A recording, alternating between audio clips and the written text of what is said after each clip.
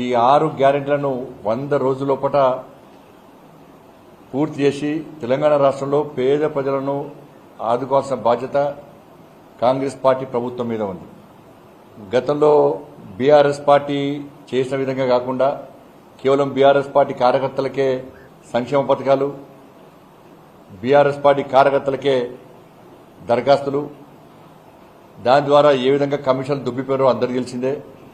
కేవలం నామమాత్రంగా దరఖాస్తులు తీసుకొని మభ్యపెట్టి మోసం చేసి దరఖాస్తులకే పరిమితం చేసేటువంటి ప్రయత్నం చేసేటువంటి పరిస్థితి రాకుండా చూసుకోవాల్సిన బాధ్యత కాంగ్రెస్ పార్టీ ప్రభుత్వం మీద ఉంది.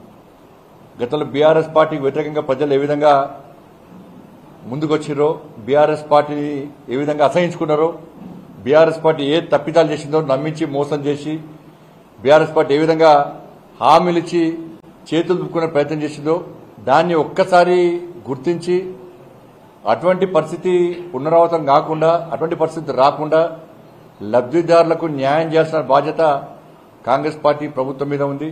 28 నుంచి దరఖాస్తులు తీసుకుంటున్నారు. ఇది రాజకీయాలకు అతీతంగా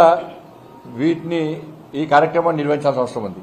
దీనిలో ప్రజాప్రతినిధులు ఇన్వాల్వ్ చేయాలి, అన్ని సంఘాలు ఇన్వాల్వ్ చేయాలి, అన్ని పార్టీల నాయకులకు అవకాశం ఇవ్వాలి, లబ్దిదారులకు ఎవరు సహకరించడానికి ముందుకొచ్చినా వాళ్ళకు అవకాశం ఇవ్వాలి.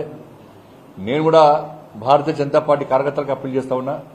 ఈ నెల 27 నుంచి కాంగ్రెస్ పార్టీ 6 స్కీముల విషయంలో అయితే దరఖాస్తులు తీసుకుని జనవరి 6వ తీసుకునే ప్రయత్నం చేస్తుందో దానిలో భారతీయ జనతా పార్టీ కార్యకర్తలందరూ కూడా లబ్దిదారులను కలవడము, వారి ద్వారా దరఖాస్తులను అధికారులకు ఇప్పించే ప్రయత్నం చేయడము, ఇది ప్రజాధనం కాబట్టి ప్రజలకు ఉపయోగపడాల్సిన బాధ్యత అందరి మీద ఉంది. ఉపయోగపడాల్సిందే. ఇవాళ దానికి లేనిపోని కండిషన్ చెప్పే ప్రయత్నం కాంగ్రెస్ పార్టీ ప్రభుత్వం చేయదు. ఇవాళ రేషన్ కార్డులు అని చెప్పన్నారు. 10 సంవత్సరాల బీఆర్ఎస్ పార్టీ పాలనలో ఒక్క రేషన్ కార్డు కూడా ఇవ్వలే. గతంలో కాంగ్రెస్ పార్టీ నాయకులు కూడా రేషన్ కార్డులు బీఆర్ఎస్ పార్టీ ప్రభుత్వం ఇస్తలేదని చెప్పి విమర్శలు చేసిన విషయాన్ని కూడా ఒక్కసారి గుర్తుంచుకోవాలి. రేషన్ కార్డులు ఇచ్చి సంక్షేమ పథకాలు అమలు చేయాలని కూడా కాంగ్రెస్ పార్టీ గతంలో డిమాండ్ చేసింది. భారతీయ జనతా పార్టీ అనేక రకాల ఉద్యమాలు చేసింది. ఇందులో లాఠీ దెబ్బలు కూడా తిన్నాం మేము.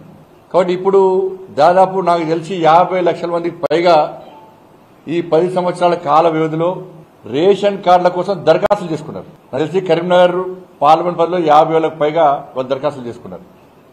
ఈ రేషన్ కార్డులను ముందు ఇచ్చే ప్రయత్నం చేయాలి. ఈ 10 లక్షల మందికి పైగా ఇంకా దరఖాస్తులు ఇచ్చినే 10 లక్షల మంది, ఇంకా దరఖాస్తులు చేసుకున్న వాళ్ళు చాలా మంది ఉన్నారు. అర్హులైన పేదలందరికీ ముందుగా రేషన్ కార్డులు యుద్ధ ప్రాతిపదికన ఇవ్వాల్సిన బాధ్యత కాంగ్రెస్ పార్టీ ప్రభుత్వం మీద ఉంది. గతంలో ఉన్నటువంటి వైట్ రేషన్ కార్డు ఉన్న వాళ్ళకే రేషన్ కార్డులు ఇవ్వాలంటే దాదాపు నాకు తెలిసి ఒక 10 లక్షల మందికి పెళ్లి అయిన వాళ్ళు మేజర్ లైన్ వాళ్ళు మ్యారేజ్ చేసుకున్నారు. వాళ్ళందరూ కూడా కొత్త కుటుంబాలు అన్ని కూడా వాళ్ళందరూ కూడా రేషన్ కార్డు ఇవ్వాల్సిన అవసరం ఉంది. కాబట్టి ఇవన్నీ పరిశ్రమలో తీసుకొని వెంటనే రేషన్ కార్డులు ఇవ్వడము, 6 గ్యారెంటీలను 100 రోజుల పాటు అమలు చేయాలి. కొత్త రేషన్ కార్డులు ఇచ్చిన తర్వాత మాత్రమే ఈ దరఖాస్తులను వాళ్ళకు కూడా అవకాశం ఇవ్వాలి.